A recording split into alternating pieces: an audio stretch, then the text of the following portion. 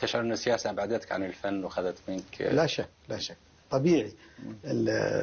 يعني اللي يعيش حياة السياسة تلاقي فلان يريدك ولكنه ما يقدر يدعيك، لأن مثلا أنت في جهة أخرى وأصدقاء في جهة أخرى، فهذه صارت فيها محرجة لك. أيوة محرجة حتى للرجل. هم أي الرجل هو يكون ينحرج وده يجيبك، لكن ما قادر عشان إشكالية أن أصدقاء مثلا ضد هذا التوجه. فطبيعي هذا الأمر. أنا مقدر يعني لي أصدقاء عزيزين وبحسبة أهل يعني، فكانوا فترة من الفترات يتجنبوني. أنا مقدر هذا الأمر نظرا لأن موقفي كان في جانب آخر مع أصدقائهم المقربين لهم واللي لهم مكان أيضا. جميل. أنت تشعر أنه هل الفنان لازم يدخل في السياسة أو في يتبنى بعض القضايا؟ هو ليس بالضرورة، ولكن أنا نظرا لأني جزء من المظالم هذه، لأن احنا في جنوب اليمن كانت علينا مظالم كبيرة جدا.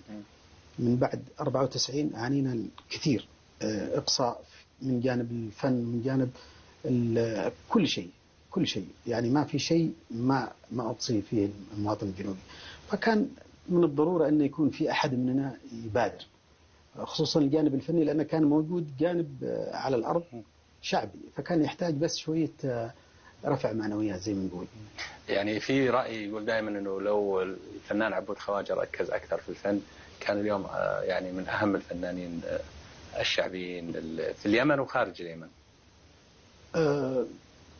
أنا أرى أن يعني أهميتي أني أكون إنسان وأشعر بأهلي أكثر من أني أكون فنان وأشعر بالآخرين. فأنا أشعر بناسي وأهلي في كل البلد. طبيعي أن أنا أشوف بالنسبة لي قد ربما الآخرين ينظروا أن عبود فعلا إذا ما غنى ولا دخل في مجال السياسة كان يعني أفضل من هكذا حاله، لكن أنا بالنسبة لي مقتنع تماما لأني مؤمن بقضية شعبنا لا أقل ولا أكثر. تشتاق لليمن لا شك طبعا أكيد. متى آخر مرة زرت اليمن؟ 2007. 2007. عمره.